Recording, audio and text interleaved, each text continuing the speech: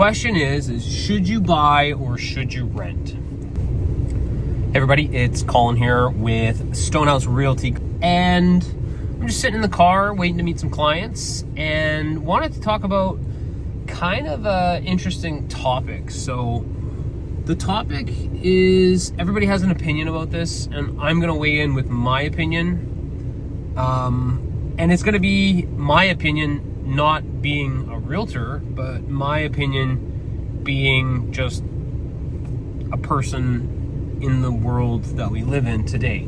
So the question is should you buy or should you rent? Great question. Obviously, a lot of different opinions for this question. I'm going to turn my fan off here. It's super cold in Vancouver. Luckily, there's no snow yet. Sunny, nice, no rain. I love this weather.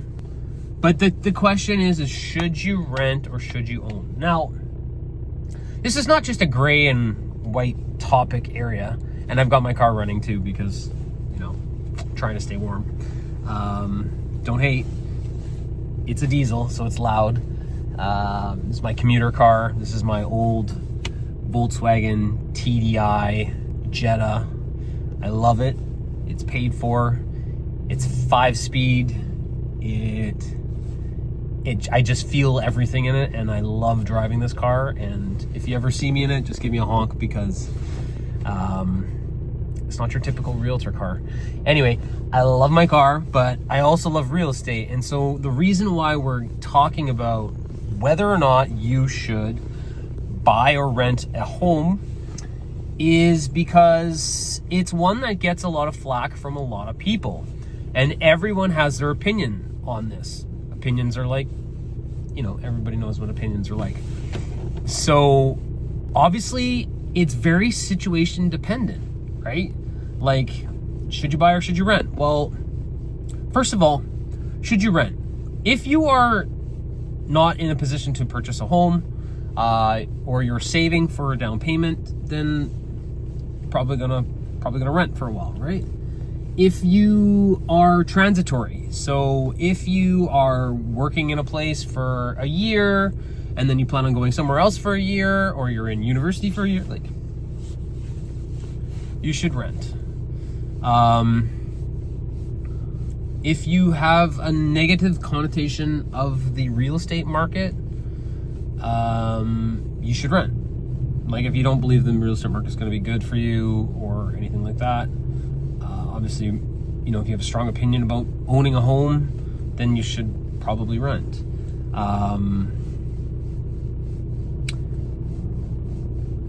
Not too many other instances, unless you feel that the money that you are putting into your home and paying off your home would be better off served to you invested in other places, and you had the ability to get better returns, that would be one reason to rent as well too.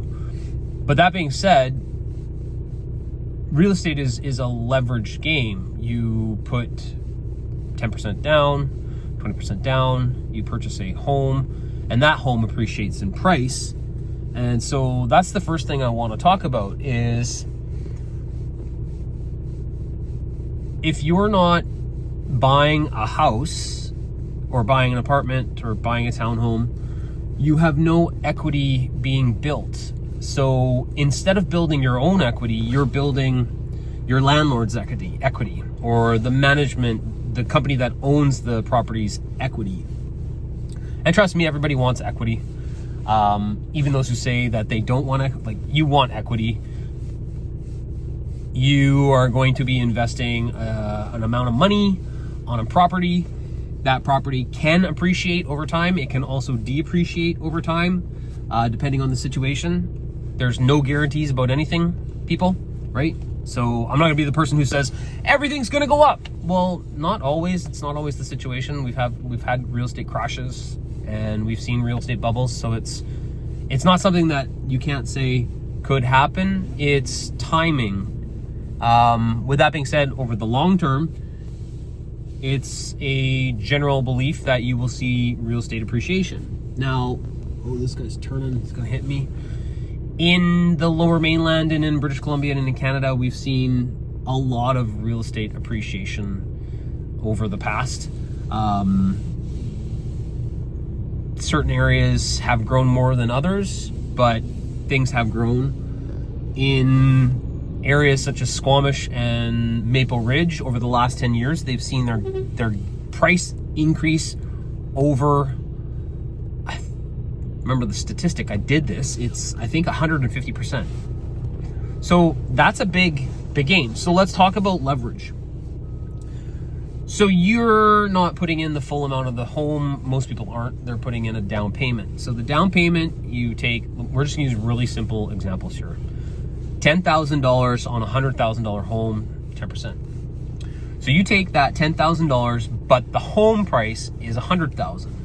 Okay, so then let's say the price of that home goes up by 20% in 3 years. So now it's $120,000. So you invested $10,000 and you're paying the mortgage. You know, you'd be paying rent or you'd be paying a mortgage. That's, at the end of the day, you're paying rent or you're paying a mortgage. You're renting from the bank or you're renting it from somebody else. But the benefit of renting from a bank is you will build equity. Now you're probably going to pay a schwack load of interest, and you're going to be paying down very small amounts of principal, just the way mortgages are designed. The banks have everyone by the, they charge the highest percent of interest at the beginning of the mortgage, and as the mortgage life goes on, the amount of interest that you pay gets smaller and smaller. So they front end their interest, which means your principal amounts will decrease slowly, if not barely any, in the first 7 years. And then as the mortgage gets older and older, you pay more and more principal off, which is great for the banks because most people will probably change their home, 5 years, 7 years, 8 years, 10 years. But if you are one of the lucky ones and you've kept your home for 20 years and you've paid down a large chunk of principal, you're going to have the benefit of, paying down principal. So let's just say 3 years, which was my original example. Your house goes, or your property goes up 20,000. So, and you decide to sell it. So not counting in commissions or anything like that, because we're using in a really simple example. There's also things like property transfer tax. There's also things like lawyers' fees, notaries if you use a notary. There's also things like insurance, moving costs, et cetera, right? So let's just keep it really simple. So you invested $10,000, you got a mortgage, you paid rent to the bank, and you sold your home for $120,000 in 3 years. Okay, so you've just gained in equity $20,000 on your $10,000 investment. Okay, so that's a 200% return. Now, again, this is a simplified example, and this is not always going to be the situation or the case.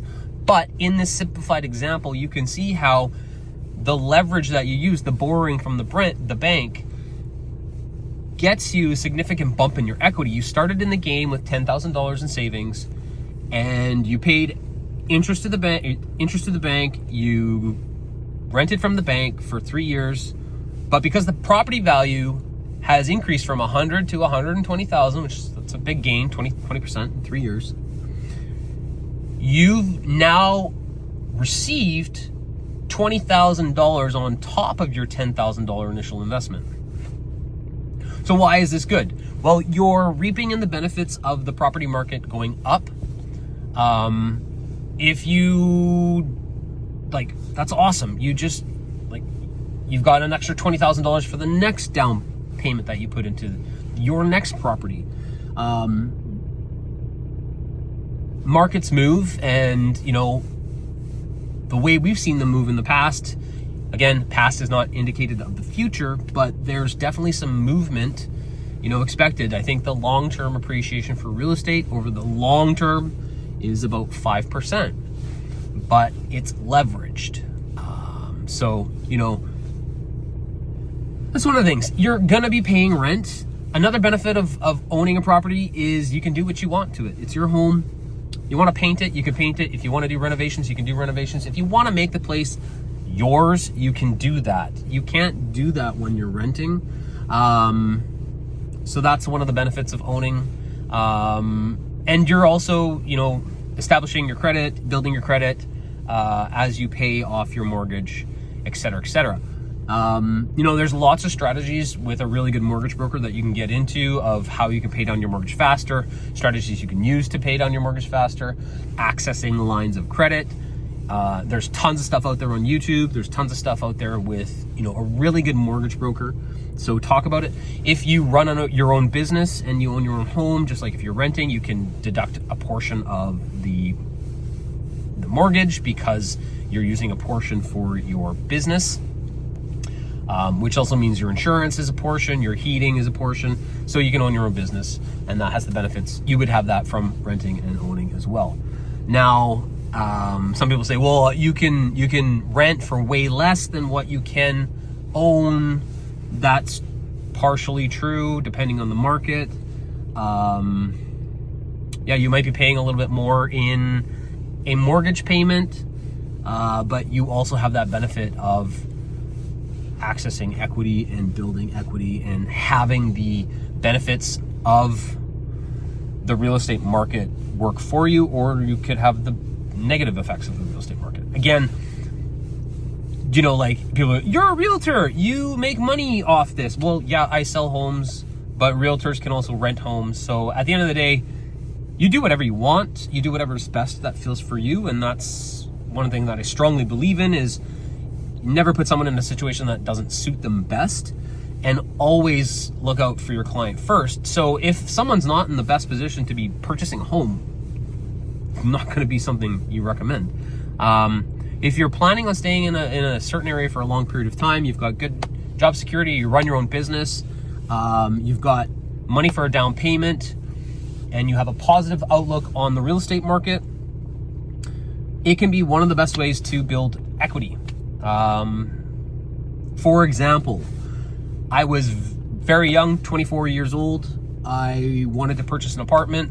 I had a little bit of money in my RSPs, went to the bank of mom and dad, and went looking for property, and basically got an approval based on bank of mom and dad and pulling money out of my RSP. Went looking. This was a long time ago, let's say 20 years ago. Went looking for an apartment, found an apartment that I wanted to look at. The real estate agent at the time said, oh, it's probably crap. And I said, no, I still want to look at it. It happened to be $55,000. I kid you not, $55,000 apartment in Kelowna. Bought it, paid rent to the bank for 4 years, rented it to some people as well for a couple of years. I can't remember the situation there. But at the end of the day, when I did sell that property to purchase a townhome, I had increased my equity significantly, because the market had gone up.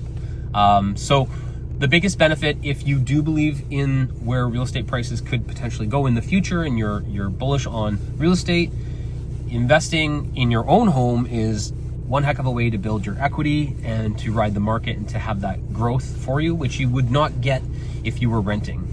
And if you don't buy and you continue to rent for another 10 years, now it becomes even harder for you to get into the market because the market values have increased unless they've decreased, which is to your benefit. So again, very situation specific, and I'm not trying to tell everyone to go out and buy property. I'm telling everyone, here's my opinion on what I think are the pros and cons of purchasing versus renting. And for me, it's growing equity. It's being able to do whatever I want. It's pride of home ownership. It's, just those things for me, which was why I wanted to be involved in real estate at a young age. And I did get involved at a young age and was fortunate enough to be able to get involved at a young age.